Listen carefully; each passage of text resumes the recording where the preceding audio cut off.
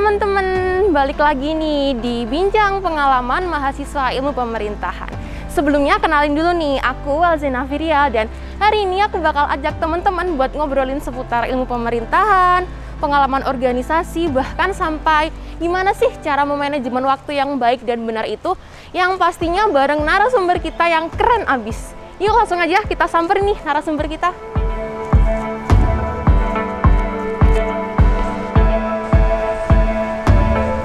Halo Kak. Halo. Assalamualaikum. Waalaikumsalam. Gimana nih kabarnya sekarang? Alhamdulillah baik ya. Kamu apa kabar? Alhamdulillah, di era pandemi kayak gini kita harus tetap jaga imun kita ya Kak ya, biar tetap dan stabil agak ya. social distancing. Oh iya dong dong ya. pastinya. Oh iya Kak, bisa nggak sih kenalin diri dulu tuh dikit biar kayak teman-teman pada tahu, apalagi kan maba-maba nih belum Iya. ada ketemu kan? Iya belum. Pandemi juga ya. Iya. Oke, aku Laila Nurrahma dari mahasiswa ilmu pemerintahan angkatan 2018. Oke, itu udah pada kenal ya teman-teman, namanya Mbak Laili dari angkatan 2018. Oke, ngomongin soal aktivitas nih ya Kak, aktivitas sehari-hari. Di era pandemi saat ini tuh kan semua serba online, serba Iya. daring. Ada nggak sih kegiatan selain kuliah gitu sehari-hari? Kalau untuk kegiatan selain kuliah ya lebih ke aktivitas di rumah ya, karena kan kita juga tahu sekarang masih musimnya pandemi global, jadi ya di rumah aja, kita aktivitas dari rumah, work from home, dan ya kayak biasalah hobi-hobinya cewek, ngapain ya, nonton iya. film, dengerin musik ya gitu-gitu sih. Drakoran gitu ya Kak ya? Enggak sih kalau Oh, drakor, enggak drakor ya? Enggak. Selama pandemi itu kan semua emang serba di rumah ya, Iya. work from home gitu, WFH. Nah, ada nggak sih momen-momen ketika kuliah dan quality time mungkin ya, quality time-nya Kak Lari itu kayak bertabrakan gitu? Ada nggak sih momen-momen kayak gitu?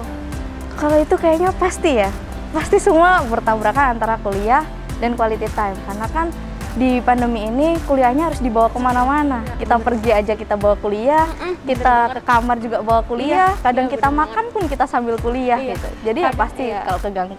Kadang tuh waktu kita kuliah itu, waktu kita istirahat itu kayak kepake buat kuliah, buat tugas gitu kan Kak ya. Nah, di tengah waktu yang berantakan itu Kak Laili sempet nggak sih nemuin sesuatu hal yang dimana sesuatu hal tuh kayak, wah hobi baru nih gitu. Ada nggak sih? Ada sih kayaknya. Apa tuh? Bisa dong cerita dikit. Masak ya mungkin. Oh masak nih, Iya, pinter masak. Udah terlalu lama di rumah, bingung kan mau ngapain. Akhirnya coba-coba nih bikin, niru-niru di Instagram, niru-niru di YouTube. Ya masak lah. Pinter masak banget nih, idaman banget nih ya. Enggak juga. Ngobrol nih bisa dong sambil kayak menikmati udara segar di pagi hari gitu ya. Iya, Kesana, boleh. Kak. Oke.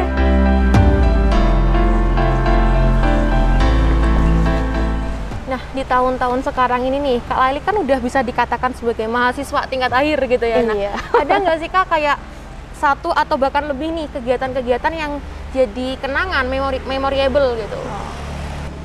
Kalau kenangan banyak ya pasti. Udah mulai dari masuk kuliah aja udah kenangan gitu. Kita PES Maba ya, mungkin teman-teman maba masih belum ngerasain ya. Kayak serunya PES Maba itu kayak gimana sih? Dikasih tugas-tugas itu kayak keserunya kayak apa? Cari apa? Baju yang kayak gini tuh kayak gimana rasanya? Mungkin nggak semuanya udah ngerasain itu. Mulai dari PES Maba, abis masuk ada student day juga kan di sini, ada student day, kita ngasah kemampuan kita, passion kita di mana. Terus ada LKP yang notabene memang ditujukan untuk membentuk kepribadian kita biar lebih kepribadiannya lebih kelihatan aja itu, biar lebih keluar, lebih dilatih. Dan yang paling terakhir kemarin SE. Jadi ya sayang banget sih emang kalau belum pernah ngerasain ya, karena memang ya situasinya sih pandemi. Itu yang paling mengenangnya tuh di SE-nya gitu ya Kak ya? Ya mungkin sih ya, karena udah paling terakhir gitu. Udah Itu terakhir kayaknya. kalau SE ini berarti kita kayak satu angkatan ini ke luar kota kayak semacam study tour gitu kan Iya, ya? semacam study tour ke luar kota, ke 3 kota. Di mana aja tuh Kak kalau boleh tahu? Di Jakarta, Bandung, sama Jogja sih. Aduh, asik banget sih, ini parah Asik banget sih, nih. asik. Kayaknya yang lain harus ini ya, buruan biar berdoa deh biar Ya, pandemi amin. cepat selesai. biar kalian tuh juga bisa gitu loh ngerasain yang aku rasain dulu. Ini banget ini yang kaum pandemi kayak serba online soalnya kan. Maba pandemi ya judulnya. Kan nggak asik tuh SE kalau online tuh ya. Nggak asik, jadinya kayak seminar malah. Nggak ada feel-nya gitu loh. Iya, Ya jangan kan? mau deh kalau SE-nya online, minta aja yang offline. Ya semoga aja segera berakhir lah pandemi ini Kak ya. Iya, semoga. Jadi kita sambil kesana. Oh ya boleh.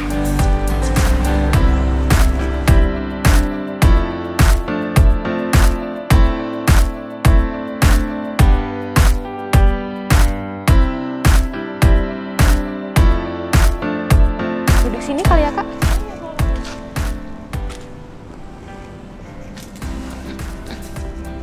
Enak banget nih udara di sini. Iya, kan emang di sini juga kampus yang green estate. Bener banget nih, kelihatan banget nih banyak pohon-pohonnya kan ya. Oh ya Kak, nih kita mulai agak deep talk kali ya. Aduh. Mau nanya apa Nih nih?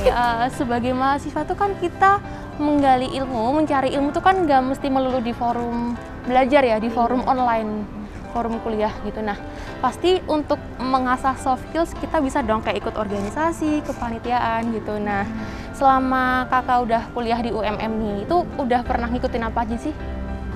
Udah pernah ngikutin yang pertama di Himap ya, di Himap. Di Himap. Sama juga kayak kamu di Humas Wow, di Humas juga. Humas. Terus habis itu di Putra Putri Kampus dan yang sekarang di Senat Mahasiswa Fakultas Ilmu Sosial Politik. Wow, di Seva ya. Iya. Kalau di Seva sendiri, kalau aku boleh tahu, Kak Lail ini sebagai apa? Ketua umum. Wow, ketua umum ya, ketua umum di Seva ya. Waduh, ini Alhamdulillah. keren banget nih. Kalau boleh tahu, untuk menjadi ketua umum di Seva itu ada apa ya, perjalanan atau lika-liku yang dihadapin sama Kak Laili gitu? Kalau ngomongin lika-liku sebenarnya di semua organisasi pasti ada. Jadi tinggal gimana caranya kita ngadepin lika-liku itu, gimana kita struggle di situ, dan pastinya memperbaiki yang seharusnya diperbaiki. Nah, kalau jadi ketua umum sendiri nih, Kak Laili tuh pernah ngerasa kalau ini tuh keluar dari zona nyaman gitu, dan pernah nggak sih kayak sometimes ngerasa insecure karena wah aku kayak kurang nih jadi ketua umum, kayak nggak mumpuni ini kayak atau apa gitu? Ada nggak sih kayak masa-masa seperti itu Kak? Masa-masa insecure ya. Kayaknya bukan insecure ya, lebih tepatnya kayak udah apa ya, udah bener nggak sih jalanku ini kayak gitu. Jadi ada di masa ketika aku awal banget itu masuk di Seva dan kayak merasa ini udah bener nggak ya keputusan yang aku buat gitu. Tapi sebenarnya kan setiap langkah yang kita ambil, kalau kita nggak percaya ya kita nggak bakal bisa ngejalanin itu. Jadi ya udah aku tanamin aja, kalau misalkan ini udah pilihan aku, bisa nggak bisa dijalanin dan harus bawa perubahan baru, ya apapun lah lika-likunya memang harus dihadapin gitu. Karena kan kita jadi orang tuh jangan pernah lari dari tanggung jawab, karena ketika kita lari dari tanggung jawab ya orang tuh udah nggak akan percaya lagi sama kita. Jadi bisa dikatakan menjadi ketua umum di Seva itu keluar dari zona nyaman juga lah ya Kak ya? Iya sih, sebenarnya kalau keluar dari zona nyaman iya juga. Iya. Nah ini aku juga mau bahas yang apa ya, yang penting, yang mungkin masyarakat luas itu masih mempermasalahkan hal ini nih ya. Nah Kak Laili sendiri kan sebagai ketua umum di Seva nih, perempuan ya, ketua umum gitu. Pernah nggak sih ngerasain kayak kesenjangan gender gitu? Soalnya kan kayak ya seperti yang kita tahu lah Kak, nggak jarang banget lah masyarakat yang berpersepsi kayak nih pemimpin tuh kalau bisa harus cowok, biar kayak gini, biar kayak gitu gitu. Pernah nggak sih ngerasain hal-hal yang kayak gitu? Itu doktrin lama ya, dan sekarang pun masih terkadang Masih terjadi ada dan nggak jarang banget itu. Dan kebetulan memang di fakultas lain ketua umumnya laki-laki. Jadi Bener. kayak kalau nggak salah memang aku cewek sendiri, dan alhamdulillahnya dari teman-teman lain tuh kita bisa saling respect, saling menghargai gitu. Jadi kalau untuk masalah gender sebenarnya udah nggak masalah ya, karena kita juga kan sering tuh UMM menyuarakan, apalagi di IP, kesetaraan gender, kesetaraan dalam kepemimpinan. Perempuan juga punya hak, perempuan juga punya suara, perempuan bisa memimpin. Emang itu menurut aku yang harus lebih diperkuat lagi gitu. Ya aku berharapnya next lah setelah aku ini bakal ada, entah itu ketum himapnya perempuan, entah itu ketum sevanya perempuan lagi atau Bukma perempuan, itu nggak masalah sebenarnya, karena emang ini tuh udah eranya perempuan milenial gitu ya, memimpin, nggak harus laki-laki. Bukan berarti kita merendahkan laki-laki, bukan, karena kita itu hidup harus bisa ya saling menghargai satu sama lain gitu. Nggak ada perbedaan antara kamu nih perempuan, kamu nggak bisa gitu, nggak ada. Banyak kok perempuan-perempuan di luar sana yang bisa memimpin gitu.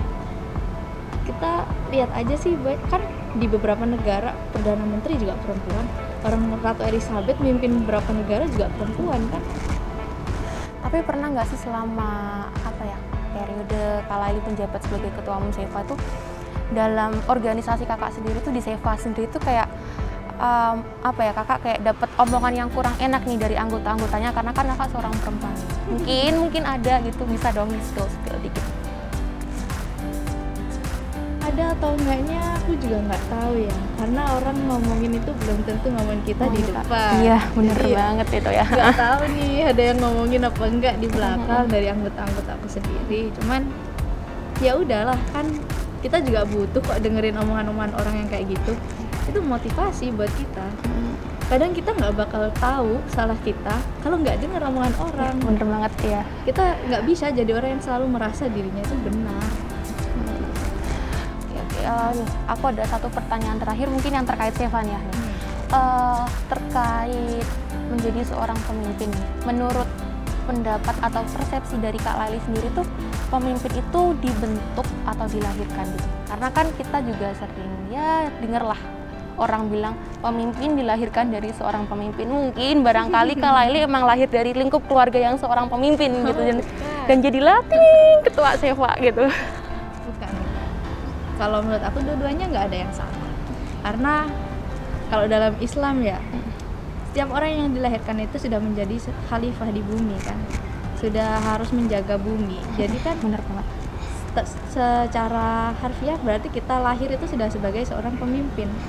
Tapi ketika jiwa kepemimpinan itu tadi nggak diasah, nggak ibaratnya kayak nggak digali-gali gitu loh, nggak dibentuk, ya nggak akan terjadi.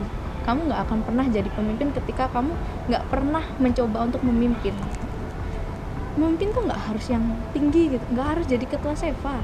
Kita dalam suatu kelas mungkin ya, kita punya inisiatif, itu udah bentuk dari jiwa seorang pemimpin.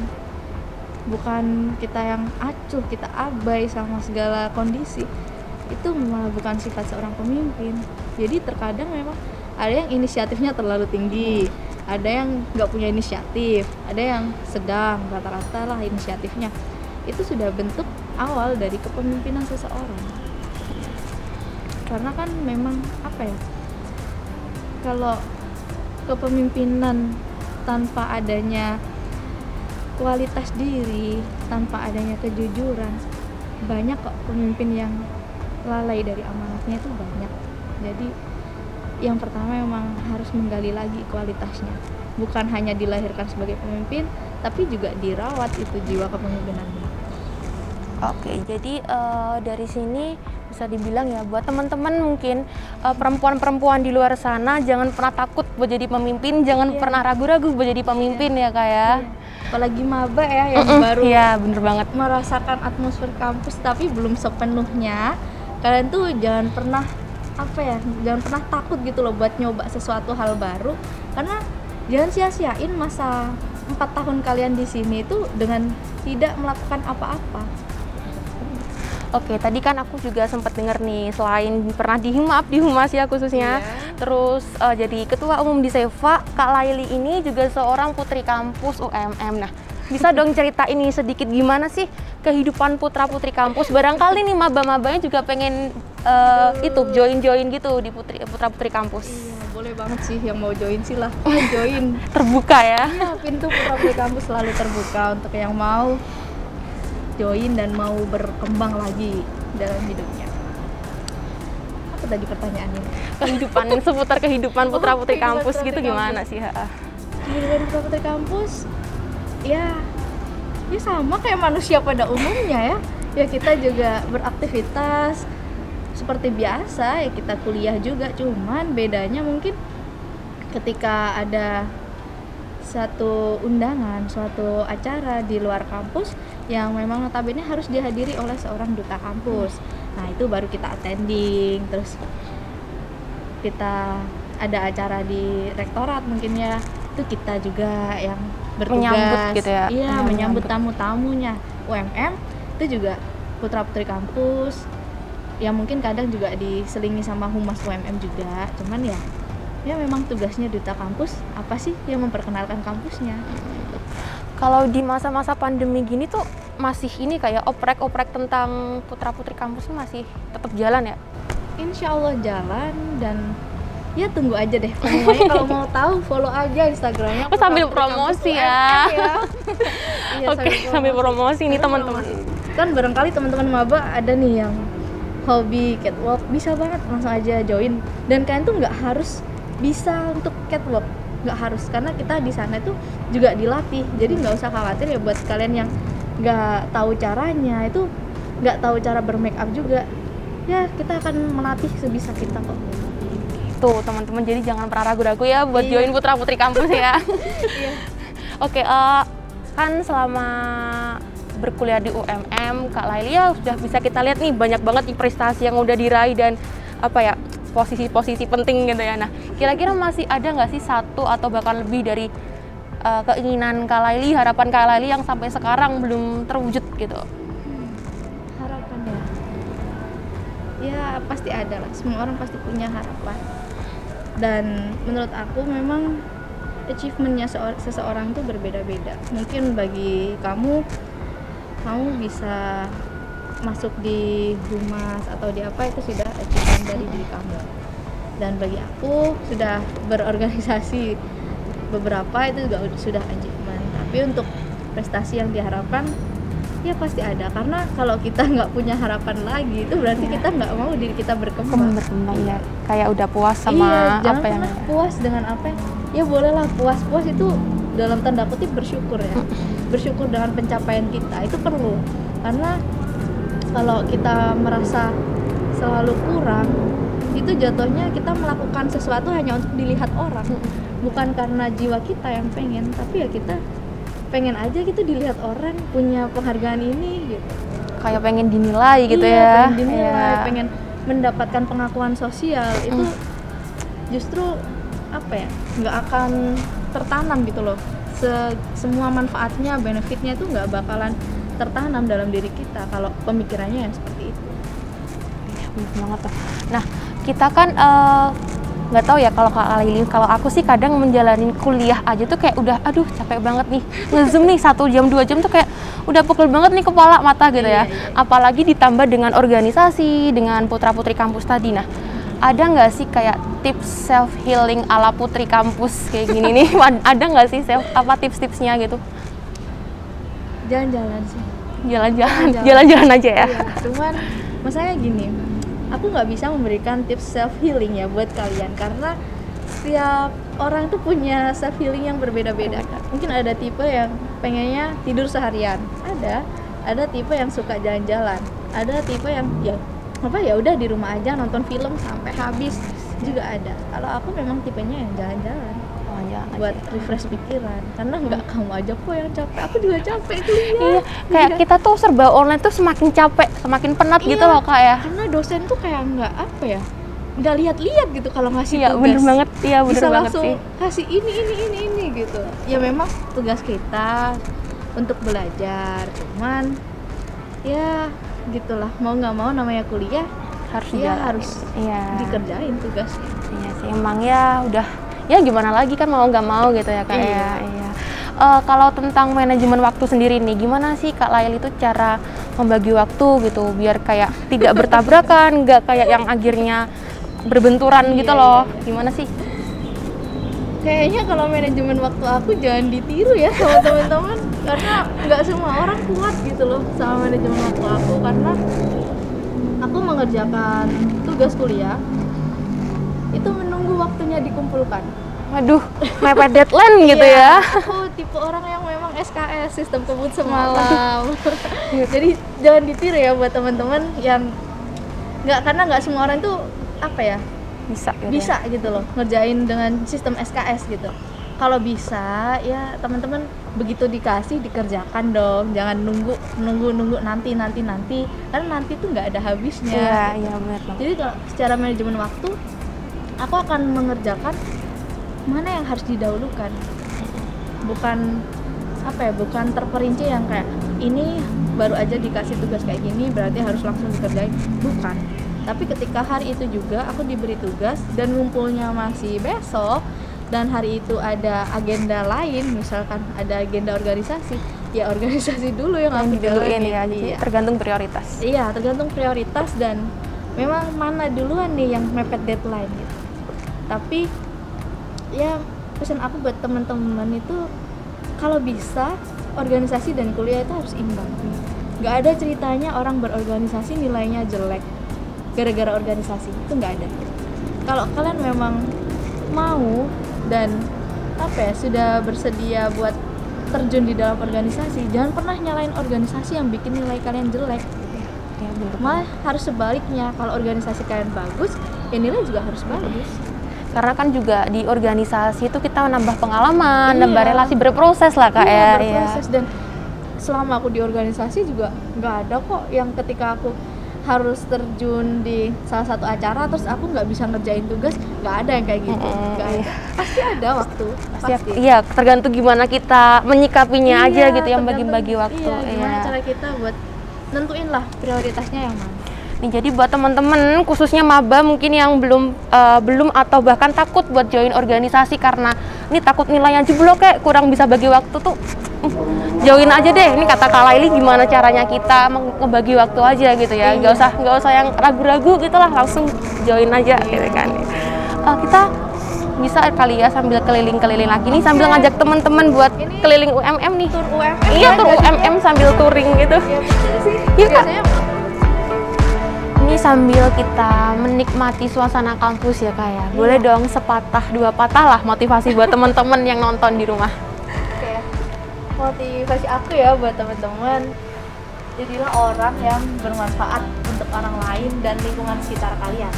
Karena sepandai apapun kalian, sekaya apapun kalian, kalau kalian tuh tidak menjadi orang yang bermanfaat, kalian sebenarnya termasuk orang yang tidak memiliki apa-apa. Jadi berbagi ilmu dengan teman-teman, dengan sesama tuh sangat penting lah Kak ya. Bermanfaat tuh nggak harus materi kok.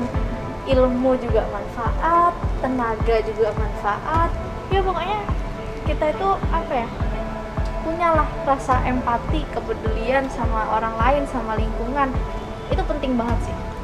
Bener banget sih, emang empati di masa-masa milenial tuh harus ditingkatkan gitu ya. Kan banyak orang acuh soalnya. Iya bener banget ya. Udah nggak kerasa udah siang banget nih ya. Kayak kita dari pagi, dari pagi ngobrol nih kayak saking asiknya sambil touring kali Kak ya nih ya. Aku mau ngucapin makasih banget sama Kak Laili di tengah kesibukannya udah nyempetin waktu buat ngobrol-ngobrol, buat sharing. Makasih banget. Makasih juga buat teman-teman yang udah mau temenin kita ngobrol sambil touring di UMM. Kita bakal tunggu kehadiran kalian di UMM dan see you teman-teman.